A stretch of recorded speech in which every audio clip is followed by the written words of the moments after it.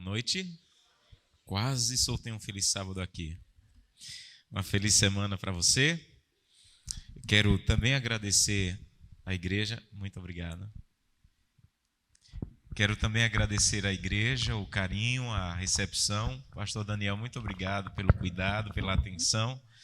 E espero que o que eu apresentei esse final de semana tenha sido uma bênção para a sua vida, tenha colocado no seu coração mais desejo de conhecer a palavra de Deus e de viver de acordo com o que Deus espera para a nossa vida.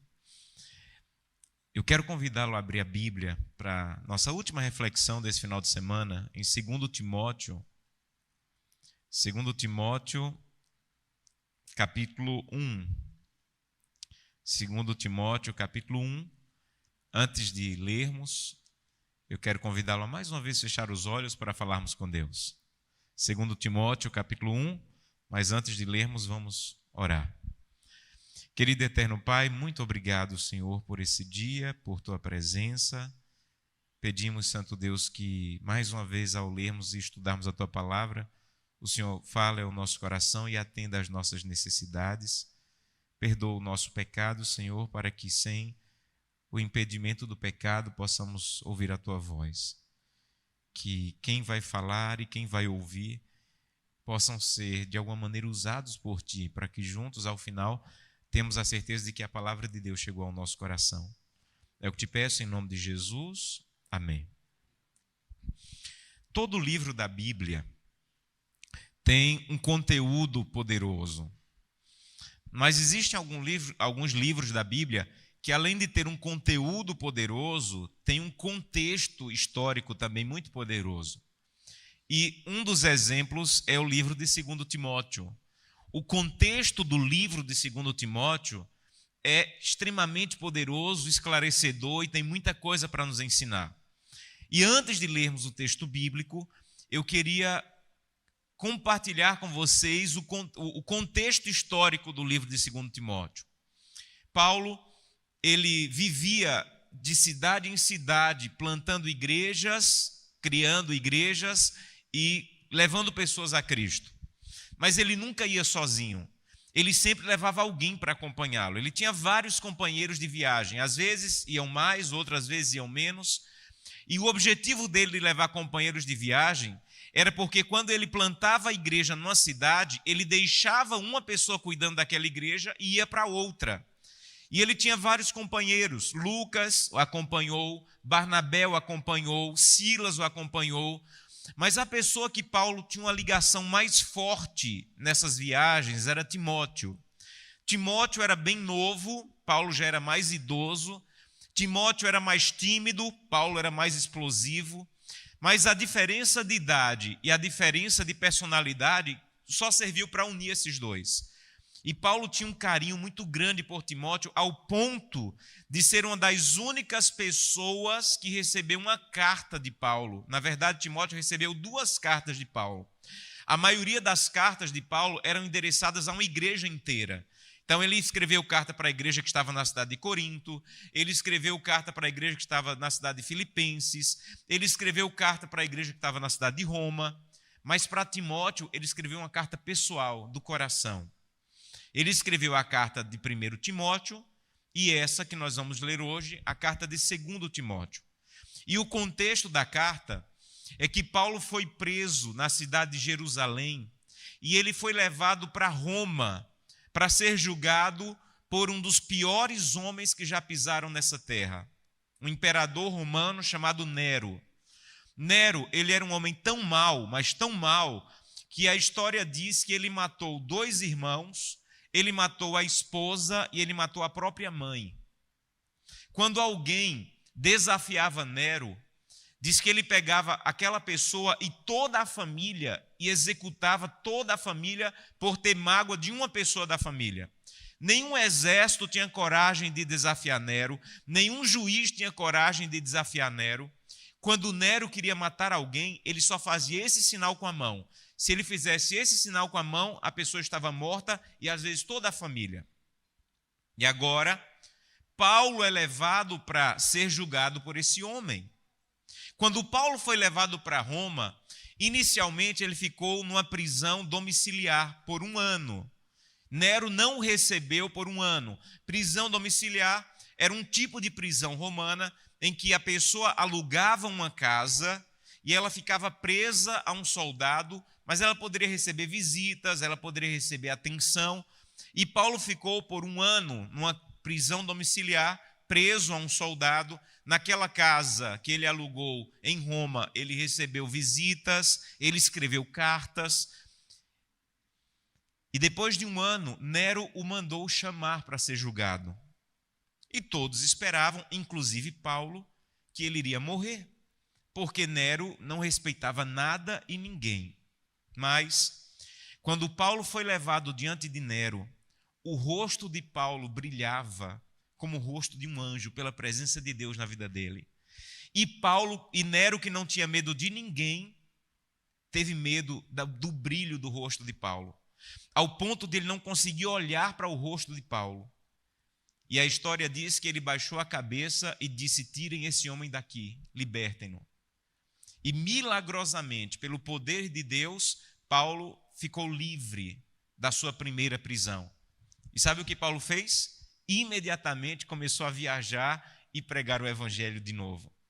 E durante 2 anos ele pregou o evangelho, mas naquele meio tempo Nero começou uma das piores perseguições religiosas que o cristianismo já viu.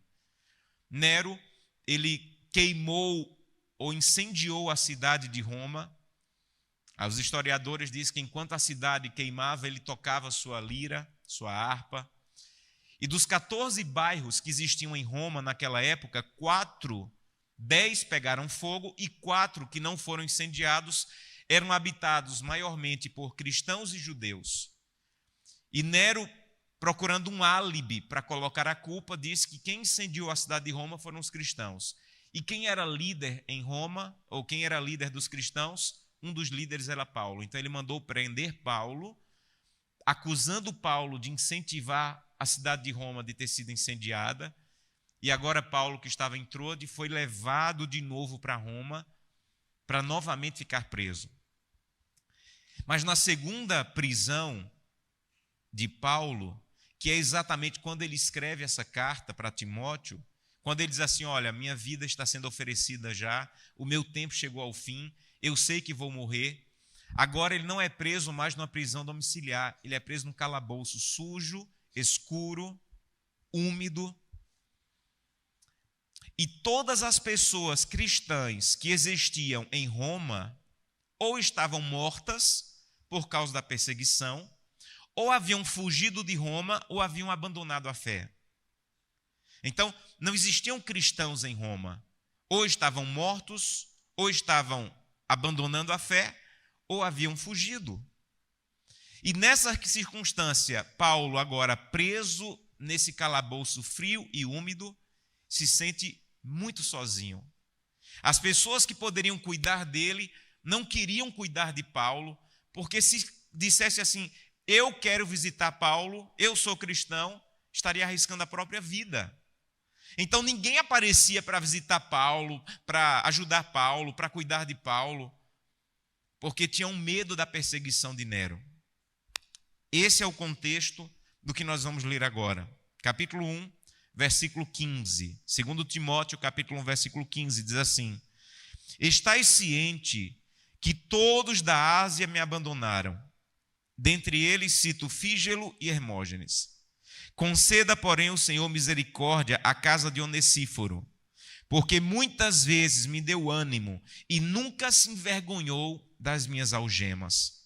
Antes, tendo ele chegado a Roma, me procurou solicitamente até me encontrar. O Senhor lhe conceda naquele dia achar misericórdia da parte do Senhor. E tu sabes melhor do que eu quantos serviços ele me prestou em Éfeso. Quando Paulo estava em Roma, ele diz: todos me abandonaram, eu estou sozinho aqui. Ninguém vem me visitar, ninguém vem cuidar de mim, ninguém vem me trazer alento, ninguém vem me trazer alimento. E ele cita até 2 homens, Fígelo e Hermógenes, que o abandonaram completamente. Mas no meio dessa escuridão, desse abandono, ele cita um homem que havia sido convertido quando Paulo pregou em Éfeso, chamado Onesíforo. E Paulo disse assim, olha, mas em meio a esse abandono, Timóteo, eu quero citar um homem chamado Onesíforo, porque ele veio a Roma, ele me procurou solicitamente e ele me visitou. Gente, eu imagino que Paulo foi um dos cristãos mais amados da história do cristianismo. Você faz ideia de quantas pessoas Paulo levou a Cristo? Você faz ideia de quantas pessoas amavam Paulo? Então, quando a igreja que estava espalhada na Ásia e na Europa soube que Paulo estava preso, eu tenho certeza que muita gente disse, vamos orar por Paulo. Paulo está precisando, Paulo está preso, vamos fazer corrente de oração por Paulo. Mas teve um cristão chamado Onesíforo que disse, eu vou orar por Paulo. Mas nesse momento, Paulo está precisando mais do que oração. Nesse momento, Paulo está precisando de quê? De uma visita. Sabem, existem pessoas que estão ao nosso redor, às vezes dentro da nossa casa, que nós estamos orando por ela. A gente vem no culto de oração apresentar o nome dela. E nós temos que orar. Mas existem momentos na vida das pessoas que estão ao nosso redor que elas estão precisando de mais do que oração. Elas estão precisando de cuidado, de atenção, de beijo, de abraço, de elogio. E às vezes nós estamos orando por pessoas que precisam unir, que nós possamos unir a oração, mas a ação por elas. Deixa eu contar uma história para vocês.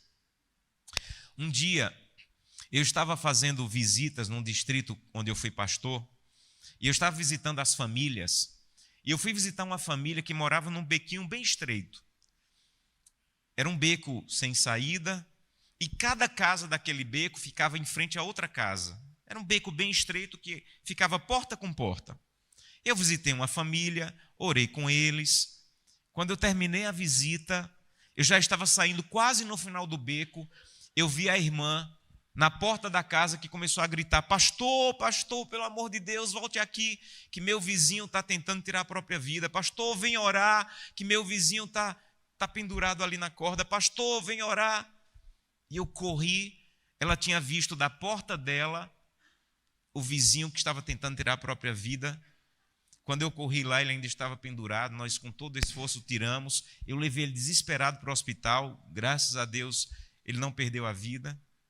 Mas ainda no caminho para o hospital, eu fui pensando no que a irmã falou no desespero. Sabe o que ela disse? Pastor, vem orar, que meu vizinho está tentando se matar. E eu fiquei pensando no absurdo que seria eu fazer o que a irmã disse. Dizer, irmã, vamos dar as mãos aqui. E ele pendurado, ele ia dizer, Senhor, esse homem está desesperado, ajuda ele. Ele estava precisando que eu orasse por ele naquele momento? O que é que ele estava precisando? Que eu tirasse da corda. E às vezes nós estamos apenas orando por pessoas que estão precisando que nós a tiremos da corda. Às vezes nós estamos apenas orando porque as pessoas que estão precisando de um abraço, de um elogio, de um colo, de um beijo, de um cuidado, de uma visita. Então, Onesíforo disse, eu não vou ficar só orando por Paulo, porque nesse momento Paulo está precisando mais do que uma oração. Paulo está precisando que eu saia de Éfeso e que eu vá visitá-lo. Paulo está precisando de mais do que oração. E a pergunta que eu quero que você responda, será que não há alguém ao seu redor que está precisando de um pouco mais do que oração? Será que não há alguém na tua casa que está precisando que você passe mais tempo com ela e menos tempo no celular? Será que não há alguém na tua família que não está precisando que você vá sentar com ela e não simplesmente dizer que está orando por ela? Será que não há alguém no teu trabalho que não está precisando de mais cuidado e atenção do que simplesmente você mencionar ela no culto de oração na quarta-feira? Onesíforo disse, eu vou orar por Paulo, mas nesse momento eu vou fazer um pouco mais do que orar por Paulo. Eu não sei como é que está seu casamento, mas há momentos no casamento que não é só vir para a igreja dizer, irmãos, por favor, orem porque meu casamento está se acabando. Há momentos no casamento que você precisa dizer, Senhor, eu vou orar por meu casamento, mas talvez além de orar eu preciso pedir desculpa. Talvez além de orar eu preciso ter mais atenção, mais demonstração de amor. Talvez além de orar por meu casamento, eu preciso cuidar mais. Eu lembro que uma pessoa muito importante para mim, um dia me disse assim, olha, eu estou divorciando. E eu disse, olha, mas você já tem tanto tempo de casado. Mas eu não gosto mais dela, ela não gosta mais de mim, não vamos mais ficar juntos. Eu falei, olha, vai ter um encontro de casais. E eu vi aqui no sábado que vocês também vão ter um encontro de casais. Participe desses momentos. Eu disse para esse casal que casou agora à tarde, que casamento não vem com manual. Você tem que estudar, você tem que participar desses momentos. E eu falei para esse casal, olha, vai para o encontro de casais. Ele disse assim, vou nada, eu sei o que é que acontece lá. Fica mandando dar beijinho, fica mandando segurar na mão. E eu não vou fazer isso que eu não faço, não vou ser hipócrita. Eu disse assim, olha, vai por mim, tenta. Você já está divorciando mesmo, tenta. E ele disse que foi para o encontro, alguns meses depois eu encontrei, eu disse, aí, o que aconteceu? Ele disse assim, eu vou ser sincero para você, eu fiquei com tanta raiva de um dos palestrantes, porque ele começou a dizer assim, olha, ajuda a sua esposa a lavar os pratos, ajuda a sua esposa a levar a criança na escola. E ele disse que pensou assim, meu casamento está acabando, esse homem vem dizer que a solução é lavar prato e levar menino na escola? E ele achou tão absurdo que tentou. Quando voltou do encontro, nunca tinha nem tirado o prato da mesa, foi lá, pegou o prato, foi lavar, a mulher pensou, deve estar doido, porque nunca fez isso. E ele disse assim, resumindo, eu não estou mais casado, eu voltei a namorar. Ele orava pelo casamento, Senhor, restaura meu casamento, mas o casamento dele não precisava só de oração. O casamento dele precisava de ação. Então alguém vem falar comigo, pastor, meu casamento está acabando, não sei mais o que fazer. Eu digo, faz o seguinte, amanhã leva café da manhã na cama para tua esposa. Não, pastor, o problema dela não é fome, não. Ela não está com fome, não. O problema é que o casamento não está bem. Eu sei. Mas você deveria, além de clamar a Deus para que restaure, você deveria sair da sua zona de conforto e agir. Onesíforo disse, eu sei que Paulo precisa de oração, mas ele precisa mais do que oração. Eu imagino que Paulo era visto pela igreja naquela época como um gigante da fé. Eu imagino que todo mundo admirava Paulo. Gente, Paulo escreveu 60% do Novo Testamento. Paulo teve encontros, ele não foi um dos 12 discípulos, mas ele disse que foi até o terceiro céu e teve um encontro pessoal com Jesus Cristo. Todo mundo olhava Paulo e admirava Paulo como uma pessoa poderosa, um gigante da fé, mas naquele momento Paulo não era um gigante da fé, Paulo era alguém que estava sozinho, se sentindo abandonado, se sentindo sozinho, porque ninguém é tão forte que em algum momento não seja frágil e não precise de um abraço.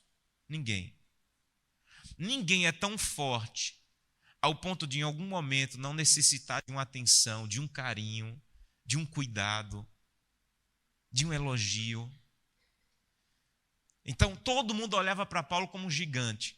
Onesíforo olhava para Paulo como um homem que estava sozinho, abandonado e precisava de atenção. Eu contei para vocês na sexta que minha mãe faleceu. E no dia que minha mãe faleceu, algumas horas antes, ela estava usando fraldas geriátricas pela fragilidade que a doença deixou. E uma enfermeira, ela já estava em casa, o médico disse, olha, não temos mais o que fazer no hospital, leve-a para casa. E uma enfermeira foi lá para colocar soro nela. E a enfermeira não conseguiu achar a veia da minha mãe. Eu não sou da área médica, mas eu sabia que quando não se consegue achar a veia, é porque a pessoa está nos últimos momentos.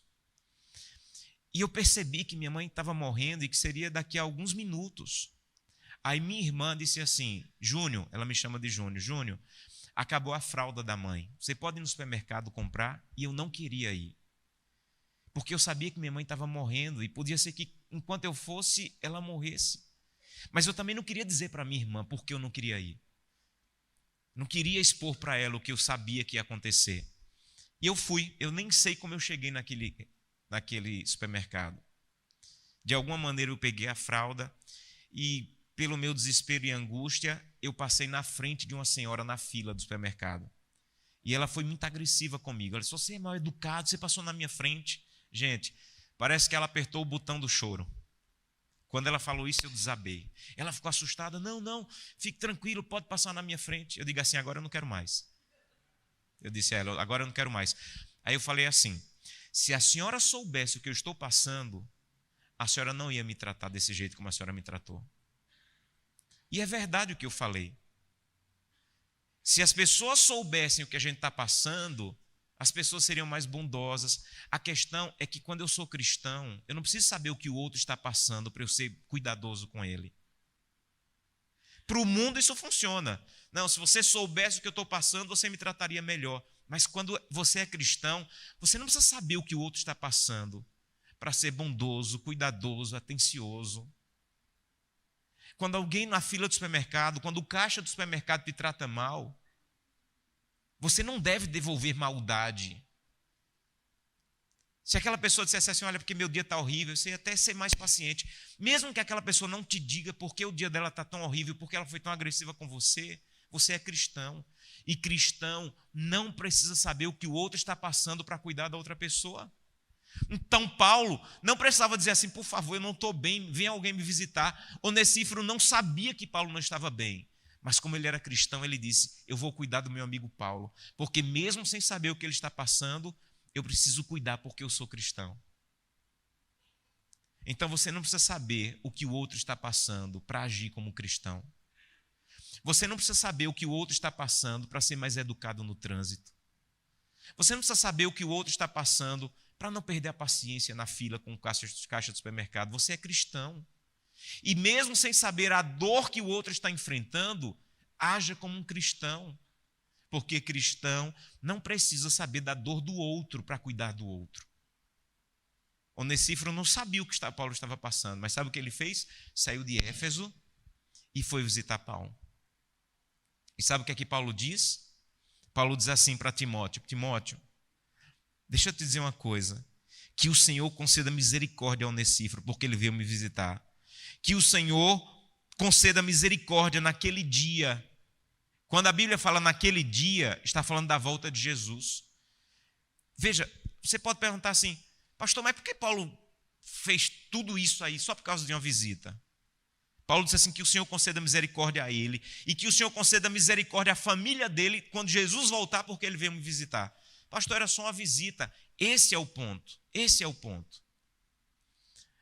Para Onesíforo, podia ser até apenas uma visita, mas para Paulo não era só uma visita. Paulo diz assim, quando ele me visitou, ele me deu ânimo. Essa palavra ânimo, na língua que Paulo escrevia, é uma palavra tirada de um vento do deserto. É assim, quando a pessoa estava andando no deserto, ela estava já desfalecendo de sede, desistindo porque não tinha nada. De vez em quando vinha um vento frio de um oásis. E quando a pessoa estava quase desistindo de caminhar no deserto, quase desistindo, quando vinha aquele vento frio, dava um ânimo para ela continuar, porque ela sentia esse vento frio, indica que tem um oásis aí na frente. Paulo pegou essa palavra e disse assim, eu estava quase desistindo. Eu estou tão mal aqui, largado nessa prisão, sozinho, todo mundo me abandonou, que eu estava quase desfalecendo. Mas a visita de Onesíforo foi como um vento frio, que recarregou a minha força e me deu ânimo para continuar. Por quê? Para Onesíforo podia ser só uma visita, mas para Paulo era um vento frio que renovou a força dele. Assim é no cristianismo. Quando eu compro uma cesta básica e eu dou para uma pessoa, para mim é só uma cesta básica de R$70. Mas para quem recebe não é só uma cesta básica, não é só comida. Às vezes é a esperança de não desistir da vida. Quando você dá um abraço numa pessoa, para você é só um abraço. Mas talvez para a pessoa que recebe, não é só um abraço. Ela estava a ponto de desistir. Ela estava a ponto de entregar os pontos. Quando eu morava em Natal, no Rio Grande do Norte, quando eu saía de casa, inevitavelmente eu tinha que passar num sinal de trânsito bem próximo à minha casa. E lá tinha uns rapazes limpando os vidros. E tinha um que me chamava muita atenção, porque ele jogava uma espuma no vidro e ele fazia um coração assim com a espuma e ele estava sempre sorrindo, sempre cantando, Quando não tinha dinheiro para dar, ele dizia assim, foi um prazer lavar o vidro de graça. Ele brincava. E toda vez eu via ele animado, brincando. Um dia, numa quarta-feira à noite, eu estava indo pregar na zona norte de Natal. Eu parei na fila no sinal, parei um pouco atrás. Ele jogou água no vidro do carro de uma senhora e eu não ouvi o que ela disse. Mas eu vi que ela baixou o vidro e foi muito agressiva com ele. Pelo rosto dela e pela vergonha que ele ficou, eu vi que ela gritou com ele, que ela foi agressiva com ele. O sinal abriu, eu fui pregar. Quando eu voltei, eu vi ele sentado no meio-fio, fumando e cabisbaixo. E eu nunca tinha visto ele nem sentado, nem cabisbaixo, nem fumando. O sinal abriu, eu fui em direção à minha casa e o Espírito Santo disse assim, encoste o carro e vá falar com ele. Eu encostei o carro e fiquei pensando, meu Deus, o que é que eu vou falar? E eu lembrei que na mala eu tinha um DVD da igreja, era o tempo do DVD ainda, eu tinha uns livros da igreja. Eu parei, tirei da mala um DVD, um livro, escrevi alguma coisa e fui lá, botei a mão no ombro dele, ele levantou. Eu disse assim, olha, eu passei aqui mais cedo, eu vi que uma senhora foi muito agressiva com você. Não desanima não, Deus tem um plano, Deus ama você, Deus tem um plano para a tua vida. Dei um abraço nele, ele ficou emocionado, entreguei o livro, o DVD e fui embora. Mas você não vai embora de qualquer maneira. Você vai embora tendo a sensação de que não foi só um abraço, de que não foi só um livro de R$1. E quando eu estava subindo para o apartamento onde eu morava, a mesma voz que eu ouvi dizendo, pare o carro e vá falar com ele, me disse, você vai encontrar com ele no céu. Foi um livro de R$1 e um DVD que eu ganhei. Mas quando um cristão, ele faz alguma coisa com amor, nunca é só o que ele fez. Deus potencializa o que você faz. Então, um elogio, um abraço, um cuidado, um beijo, um bilhete. Para você é só um bilhete. Para Onesíforo era só uma visita, mas para Paulo não. Paulo era a força que ele precisava para não desistir na caminhada difícil que ele estava. Por isso que ele disse que o Senhor conceda misericórdia a Onesíforo e que o Senhor conceda misericórdia à família de Onesíforo quando Jesus voltar. Sabe o que é que Paulo está dizendo? O que Jesus falou. Deus vai ter misericórdia com quem foi misericordioso. Deus vai ter misericórdia com quem foi misericordioso. Eu gosto muito de ler biografias. E uma das biografias que eu li que mais marcou a minha vida foi de Madre Teresa de Calcutá. Uma biografia linda. Eu já li 2 biografias da vida dela, mas uma em especial me marcou muito, que trazia muitas histórias bonitas. Diz que um dia ela abriu na casa dela um lugar de cuidar de leprosos. Naquele tempo, na Índia, na cidade de Calcutá, quando uma pessoa estava com lepra e perto da morte, não levavam para o hospital, não tinham como cuidar do hospital. Eles colocavam no lixão para a pessoa morrer lá. E um dia, ela pegou uma senhora que já estava apodrecendo, cheirando mal, praticamente morta, e levou do lixão para casa. E alguém disse assim, Madre Teresa, essa mulher vai morrer daqui a pouco. Ela disse, eu sei, mas lá ele ia morrer como animal. Na minha casa ela vai morrer como anjo. E um dia ela estava cuidando de uma pessoa com lepra que cheirava muito mal. E uma repórter que veio da Inglaterra fazer uma entrevista com ela, sentindo aquele mau cheiro, aquela podridão, disse assim, Madre Teresa, eu preciso ser sincera com a senhora. Eu não faria isso por dinheiro nenhum no mundo. E ela olhou para a repórter e disse assim, eu também não. Eu não faria isso por dinheiro nenhum no mundo. Eu faço pelo amor de Deus que está em mim. Eu não faço por dinheiro nenhum no mundo. Um dia, uma garotinha que estava com lepra, a família, os vizinhos jogavam pedras na casa, porque tinham medo de que a lepra da garotinha passasse para outras pessoas da vila. E a família começou a ser expulsa da vila e não tinham para onde ir. E levaram a menina para um rio, para ela tirar a própria vida, porque não tinham solução para a menina. E os pais saíram e deixaram a menininha lá. E ela não teve coragem de fazer o que ela sabia que tinha que fazer. E ela voltou desesperada para casa, chorando. E os pais não sabiam o que fazer, até que um dia alguém que trabalhava com Madre Teresa, soube da história, pegou a menininha e levou para o leprosário e cuidou dela até que ela curasse. E ela disse assim na biografia, a menininha disse assim: depois eu descobri que aquela pessoa que bateu na minha porta era um cristão. Aí eu descobri que cristão é uma pessoa que bate na sua porta, tira o seu medo e lhe salva. Isso é cristão. Cristão é alguém que bate na sua porta, tira o seu medo e lhe salva. Ô, meus irmãos, cristão não é só quem não come carne de porco. Cristão não é só quem guarda o sábado. Cristão não é só quem diz eu sou adventista do sétimo dia. Cristão é alguém que é tão cheio do amor de Deus que ele cheira ao bom perfume de Cristo. As pessoas não querem saber que dia você guarda, que dia eu guardo. As pessoas não querem saber se você come ou não camarão. O que as pessoas querem saber é: o amor de Deus está em você. Eu posso sentir o amor de Deus através de você. E quando as pessoas sentem o amor de Deus através de nós, o que nós ensinamos pode até fazer sentido. E o primeiro lugar que o amor de Deus tem que ter ser sentido não é na igreja. O primeiro lugar que o amor de Deus tem que ser sentido é em casa. Se o cristianismo não funciona em casa, ele não vai funcionar em lugar nenhum. Eu podia passar aqui, no lugar de um final de semana, eu poderia passar aqui 1 ano pregando para vocês. E vocês não têm como saber se eu sou um cristão genuíno. Não dá para saber por um sermão. Não dá para saber por vídeos do YouTube. Você só pode saber se eu sou cristão se você morar na minha casa. Então, quem sabe realmente quem eu sou é Gleice, Glenda e Samuel, porque é lá que o cristianismo tem que funcionar. E se funcionar lá, é possível que funcione fora. Então é lá, é na sua casa, que as pessoas têm que sentir o amor de Deus.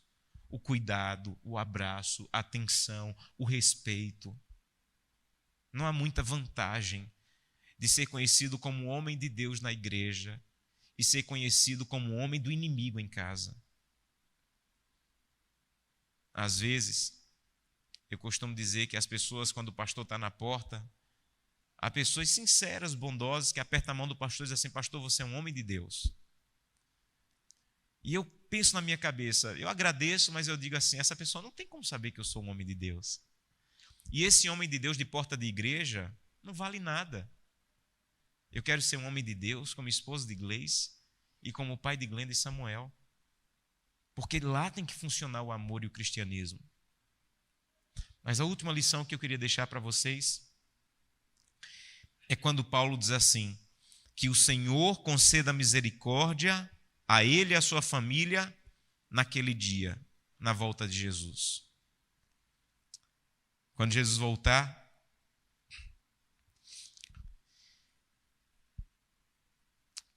a bondade e a misericórdia que nós expressamos será a prova de se nós realmente éramos cristãos e andamos com Jesus. Me deixem terminar com a última história. Quando minha mãe faleceu e eu voltei para o meu distrito pastoral, eu já era pastor, eu fui visitar uma das minhas igrejas e tinha uma irmã lá, muito carinhosa, a irmã Socorro. Carinhosamente nós chamávamos ela de irmã Coca. E ela me disse assim: pastor, eu vou ser sua mãe. Eu vou cuidar de você. E ela cuidava de mim como uma mãe de verdade. Eu era solteiro ainda. Quando eu viajava, ela me ligava para saber se eu tinha chegado bem. Ela ligava para saber se eu estava me alimentando bem, exatamente como minha mãe fazia. E quando eu saí daquele distrito, foi muito difícil me despedir das pessoas, mas a irmã Coca foi mais difícil, pelo carinho que ela tinha por mim. Todos os anos, depois que eu saí daquele distrito, ela me ligava no dia do pastor, no dia do meu aniversário. E um dia ela me ligou e disse: pastor, eu tenho uma notícia difícil para lhe dar. Eu estou doente, o médico me deu alguns meses só de vida, e eu orei com ela, chorei com ela. E eu disse: irmã, como é que a senhora está? Como é que está seu coração? Como é que está? Ela disse: pastor, eu vou lhe explicar, eu estou bem, eu vou lhe explicar por quê. Há 15 anos atrás, eu tive essa doença. E eu orei e disse: Deus, eu estou em paz. Se for para eu morrer agora, eu estou em paz com o Senhor. Mas Deus, eu não posso morrer agora e vou te explicar por quê. E ela disse que falou: Deus, os meus filhos são pequenos e eles não te conhecem ainda. O meu esposo não é da igreja. E aqui onde eu moro não tem nenhum adventista. Eu sou a única luz da verdade que brilha nesse lugar. Então, Deus, eu estou em paz. Posso morrer hoje. Mas se eu morrer hoje, os meus filhos não vão te conhecer. E essa cidade não vai te conhecer. Então, Deus, me dá mais um tempo de vida, porque eu quero encaminhar os meus filhos no caminho do Senhor. E eu quero mostrar o teu amor nesse lugar que eu moro. E ela disse: pastor, Deus me deu 15 anos de vida. Os meus filhos conhecem a Deus. E como o senhor sabe, aqui tem uma bonita igreja. Muita gente aqui já conhece Deus. E porque eu tive misericórdia pela causa de Deus, Deus teve misericórdia de mim e me deu mais 15 anos de vida. E eu estou em paz. Algumas semanas depois, a irmã Coca faleceu. Mas ela faleceu como alguém que recebeu misericórdia de Deus, porque quis que a vida dela fosse uma vida de misericórdia pelos outros. De cuidado com a sua casa e de cuidado com as pessoas que precisavam conhecer o amor de Deus. Então, essa noite eu quero que você possa dizer: Santo Deus, tem misericórdia de mim, porque eu quero ter misericórdia das pessoas. Tem misericórdia de mim, porque eu quero ter bondade para com as pessoas. Eu quero que as pessoas conheçam o teu amor através de mim. Eu quero que as pessoas conheçam a tua bondade e o teu poder através de mim.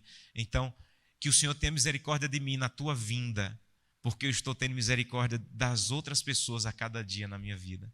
Querido Pai, muito obrigado por tua palavra, muito obrigado porque essa história tão antiga ainda parece tão atual. Ajuda-nos, Santo Deus, a agir com misericórdia, a agir com bondade, não simplesmente orar, mas juntar a oração com a ação, com cuidado. E que as pessoas que estão ao nosso lado percebam que nós não estamos apenas apresentando o nome dela em oração, mas nós estamos indo até elas para cuidar, para ter misericórdia e bondade. Ajuda-nos, Santo Deus, para que o nosso cristianismo funcione lá fora.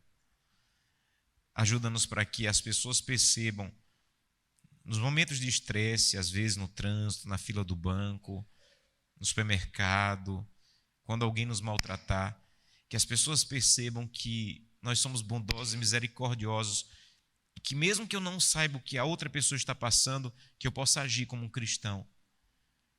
E que o Senhor nos dê nesse momento essa oportunidade de testemunhar que nós temos um Deus que nos enche de bondade e misericórdia a cada dia.